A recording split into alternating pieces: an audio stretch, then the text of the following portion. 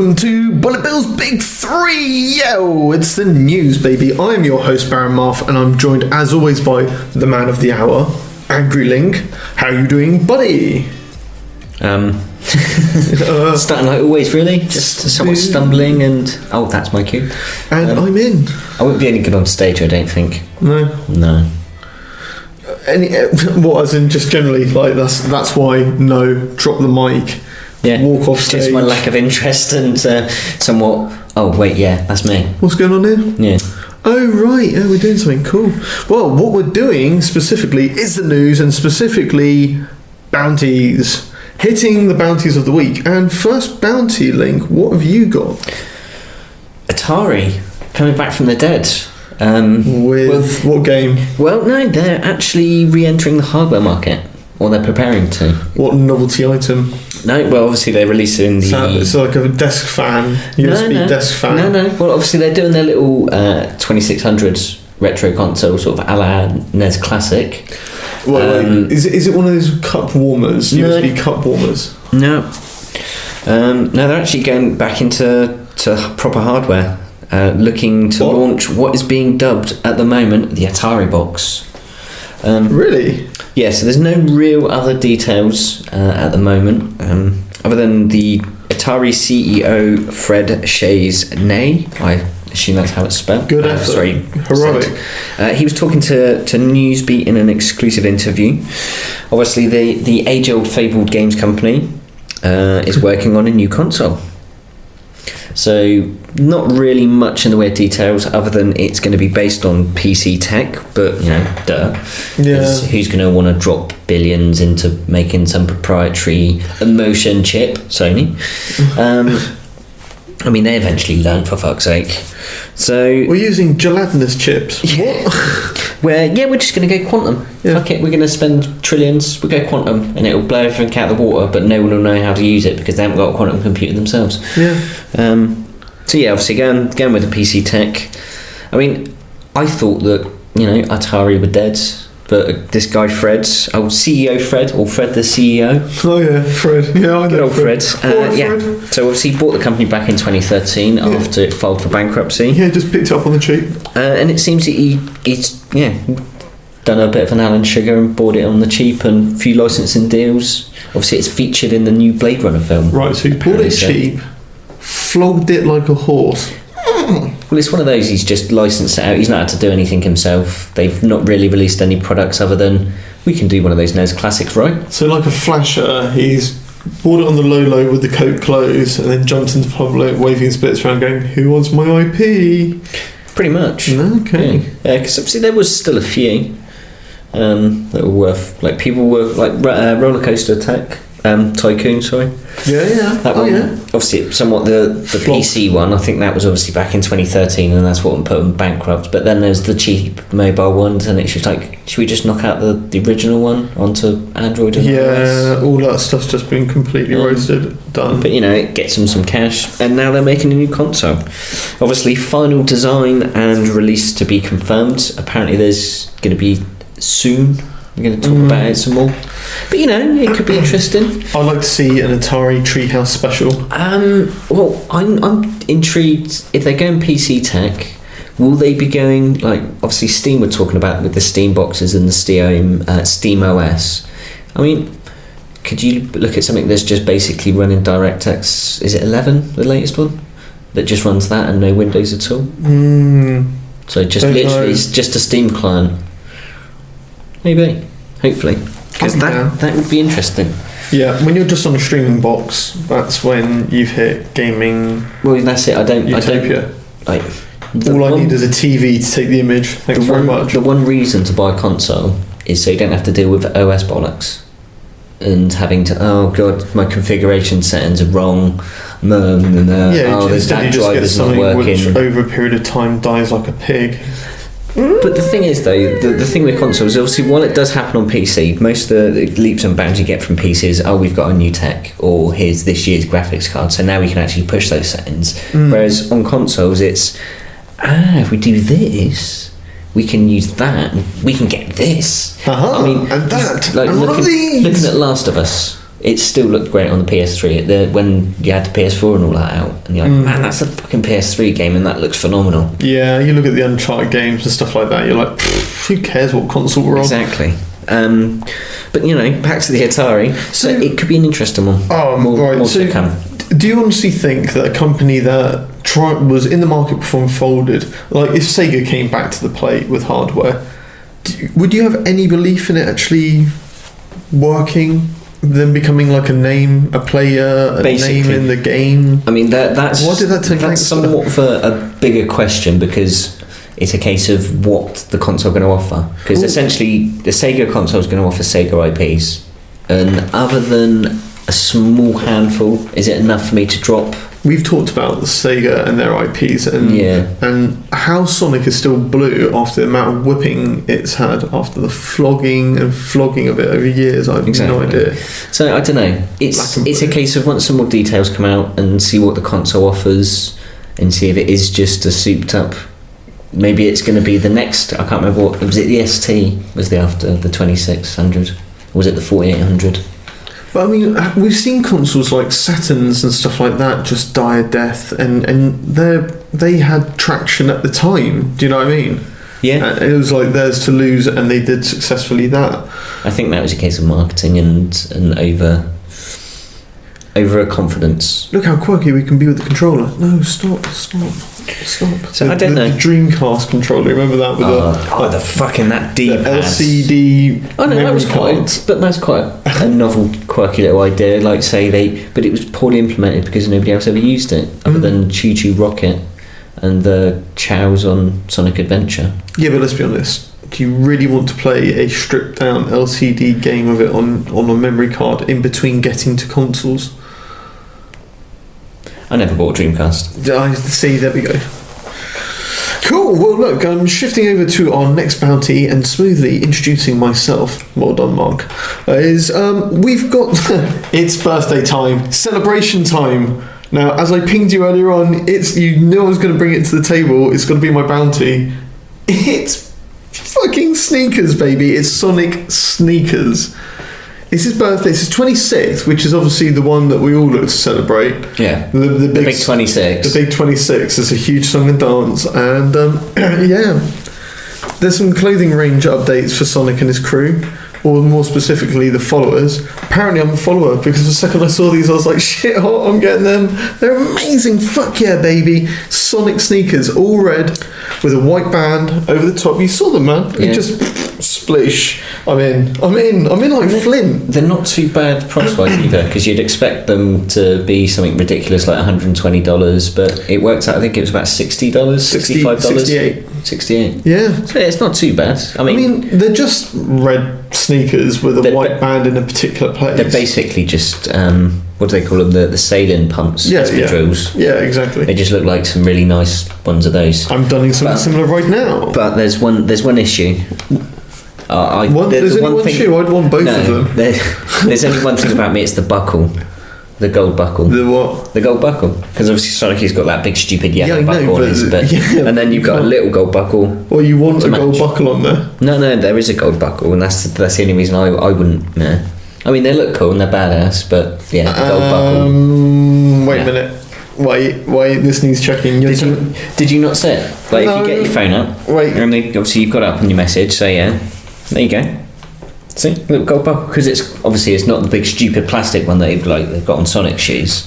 It's a lot more subtle, but ruined. Yeah, really. Wow. I mean, they tried to play it down, but ruined. You can't. It looks like fucking elf shoes, man. Oh, that was my fucking news item.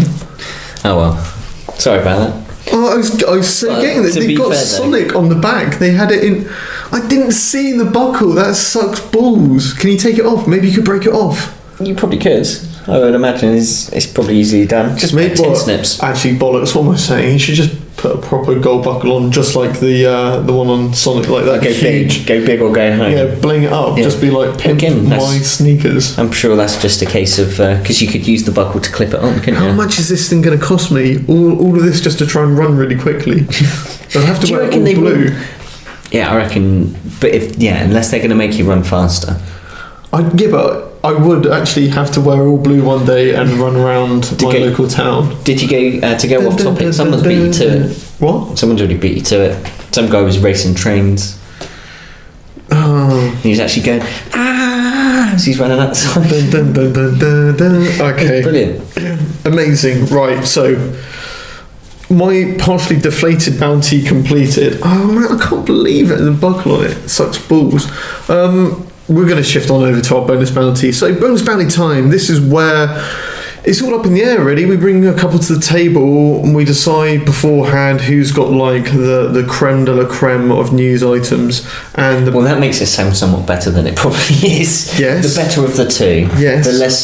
The least disagreeable one. So we keep track of the scores. Today it's my 3 playing Link's 4. Soon to be 5. Oh yeah, so it's now 5. So hit it, Link. What was the bounty that busted mine up? I mean, I feel this could be somewhat anticlimactic. No, you won't. But Thimbleweed Park gets a new update. Some new bits and bobs have been added. Yeah, quite a big update. So you basically you got this one based on the fact that I was like, oh cool, I've got that game. I got it. I got it on just because it was important to me. Yeah, and then I was like, I've got it as well. I guess it's important to me also. So yeah, sweet. 5-3 then. Fuck's sake. I suppose it's a bit of a cheat one, but yeah. Back to Thimbleweed Park. The new update, it sees some new character dialogue options. So Nice. I think this refers to because you got 5 different playable characters over the course of the game. Mm-hmm. And I think it's a case of you can then communicate better with those. I don't know what dialogue options they actually do. Obviously, Ron Gilbert didn't just release patch notes, he went into quite a detailed blog as to why they wanted to put this stuff in beforehand, but time constraints couldn't get it worked right. Obviously didn't bother. Now they've sort of realised that they probably should have, and they've worked at it. They finally got them in there. So that's actually quite a fundamental thing, really, to go back to your game sort of main dialogue and say, actually, I'm going to put some whole other options in there. That's like quite a serious bit of work. But that's the sign of a person who knows not necessarily their limits, but they can look at their work and think, no, that can get better, or I can work that. And obviously, when he's now away from the constraints of a release date and getting it shipped, it's somewhat, I'd imagine, it's still time restricted, but you're at least a bit more freedom. The game's out there, it works, it's not broken, it just needs tweaking. Yeah. And obviously, the new big addition is the implemented hint system, or is the way they implemented the hint system. I think it's quite a novel way. Obviously, you and I are both from an age where access to the internet meant you worked at a university. I was sending data. Exactly, and you're communicating with Stanford and sending small bytes and bits. That's right. So, if we needed tips and tricks for games, how did we achieve said, or how did we find such So the most likely one, if your mates don't know, then it's a magazine. And hopefully, again, one of your mates had the back catalogue from the last 2 years of the SNES game magazine, or whatever magazine it is you need. Yeah. And you scour through, and you have to go for a library of issues to try and indexes to find out what issue is exactly. in. Or the £1. No, well, back then it would have been 50p, 70p, or something like that. But a premium rate phone number. Sure. But yeah, those good old days. You did occasionally have for one season you'd have Games Master on TV or something where it'd be played by Edward Woodward. Dear Games Master, I'm stuck. Oh no, Patrick Moore. Patrick Moore, yes, it was Patrick Moore. Yeah, Dominic Diamond. Oh man, Dominic Diamond. Where is he now? That was a goatee which was strong. But yeah, anyway, we digress a little. But yeah, so obviously that was and it was always the Games Master tips were the most obvious ones. It's like the Konami code. Yeah, they'll give you the Konami code, the most universal code that's been known. Code up, down, left, right, exactly. A, B, C, something like that. Some real rudimentary trick that everybody knows anyway. Yeah. Or you could ask someone and they'd tell you. So yeah, that was the old school ways. But the way that they've gone forward is the old tips line. So an old phone line.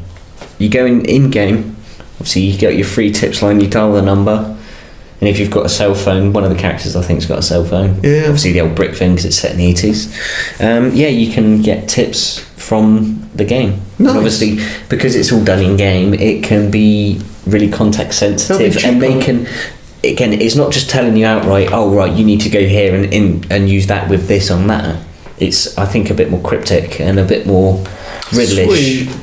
So it's I think it's an interesting way to put it in. Do you know what, that kind of reminds me of, there's those games, well, I can remember at least a couple of games where they had phone numbers in like the endings, and then you phoned up and got some additional, like, it would be like the Turtles or something like that, like, hey, Michelangelo's not home right now, or some shit like that. Yeah. Like, leave a message off the cowbunger, some shit like that, I don't know. Oh God.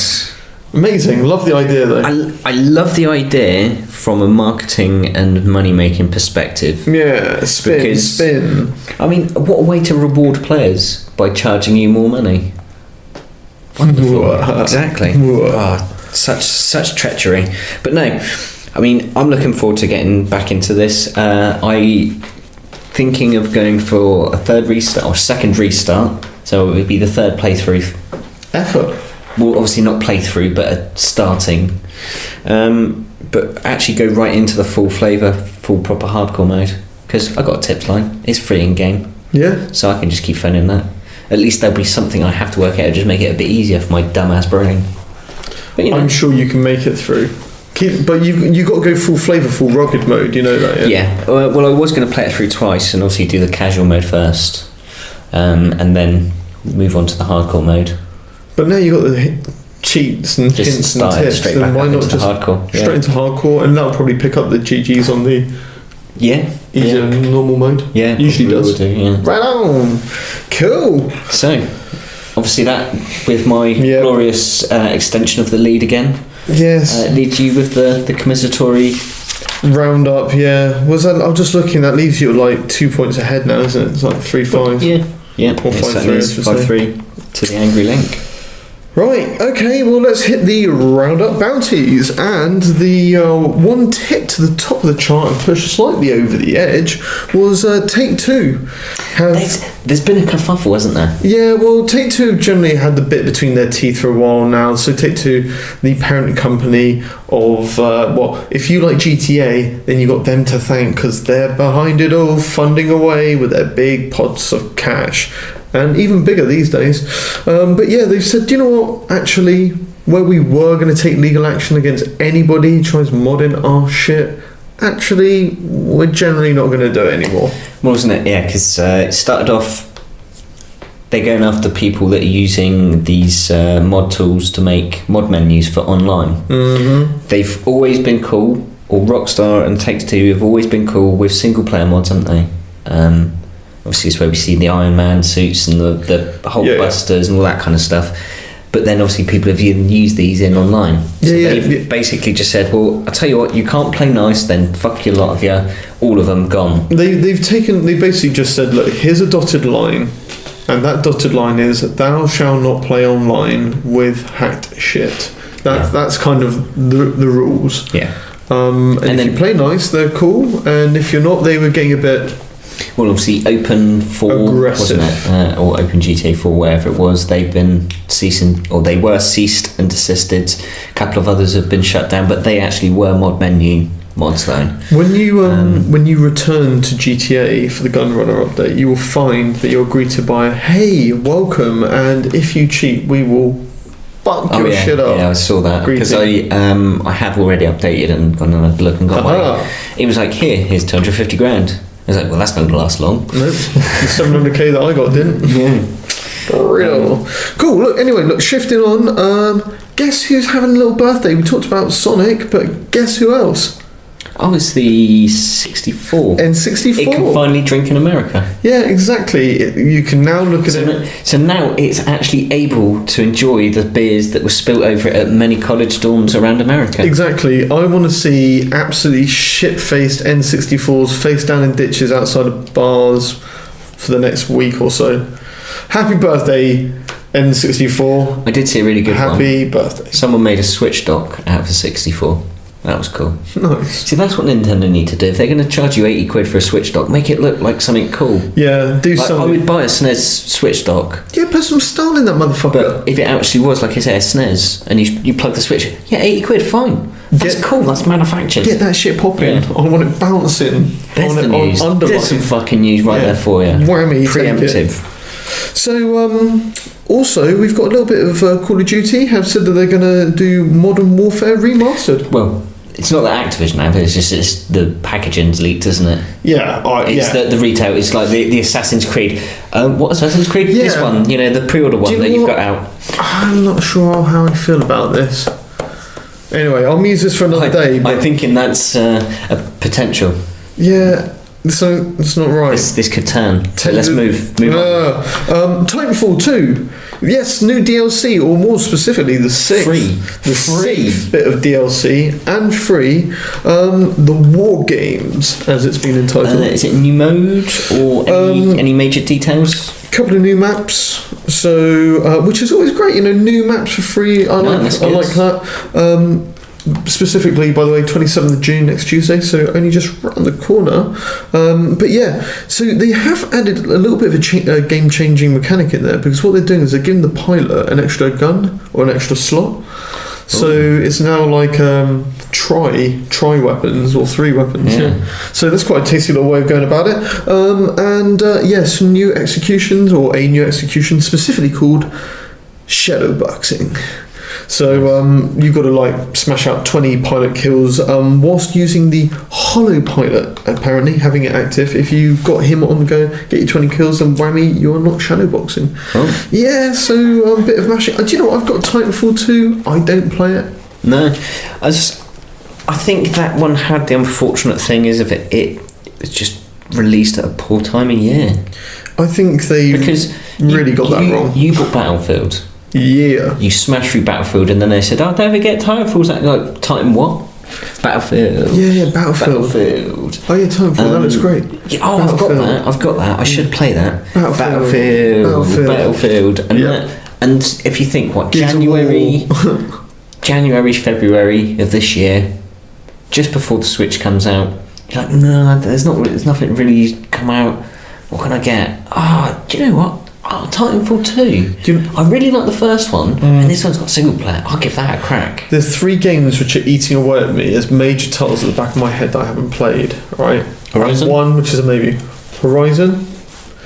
It's obviously a bit of Galgun. No, not Galgun. Something's not right with that game. Or me. I'm not sure which one. But yeah, Titanfall 2, and I forget what the other one is, but I know it's Dishonored. It's Dishonored 2. Yeah. So those. And there's a standalone DLC coming out soon. Yeah, I know. Well. And all of them, I'm just like, do you know what? I need to get on with these games. So basically, I think I've got a solution to your problem. Galgun? Give your Switch to somebody else for a week. Never. Because I reckon just a week. No. Because you'd be like, the quicker I smash through these games, the quicker I can get it back. So I reckon if you hold that to ransom. I'm not. Well, no, that and your phone, because I don't know. I've yet to find out if you achieved your stake from last week. Mobile game. Anyway, back to let's get to the news. We finish off. Yeah. Let's. Don't mind if I just finish off, do you? So I always get this one mixed up. Tumbleseed have basically said that they're never getting their money back. They're like, no. I think. It did have somewhat of a shitty opening, really, didn't it? Yeah, and I don't really see how they invested as much as they say they have, but I get the games. They cost a lot of money. I get that. That's fine. I think they've chopped and changed their model. Well, they've had to implement a few new. They've done a recent couple of updates for the PC version, haven't they? And obviously the console versions are, I'd imagine, being certified as we speak. But they've changed it up to try and reduce the difficulty a bit, because that was one of the big complaints. Ripped massively but then by the reviews. When you see the game that they based it around, and it is an actual physical maze game. Yeah, physics maze based. Yeah. But an actual physical thing, not a computer game. Then you're like, I can see why it's really hard, because that thing looks like I'd Rock hard. never fucking do it. Yeah, exactly. Even with nerves of fucking steel and hands that are as solid as rock. It's a brave thing to go to market and say it was a massive failure. No. Funny enough, the people who did, oh god, what was the game? Not Gone Home. It was a really popular game. Oh, Prison Architect. Right. People who did that sold millions, like 2 million copies over its lifetime. So the developers had a bigger scope of fan base. Yeah, their next game, how many thousand units do you reckon it's shipped? Oh dear. Or sold? 6,000. It's going from 2 million, then the next game 6,000. Savage. Yeah, and they basically they went out on YouTube and just went blah blah blah blah. Yeah, we understand. We couldn't believe it. Blah blah blah. And just opened up their hearts about it. It's quite a sad thing, really. You know, it's really sad to hear that, and I feel very sad for them. But what I would say is because you gave me shit.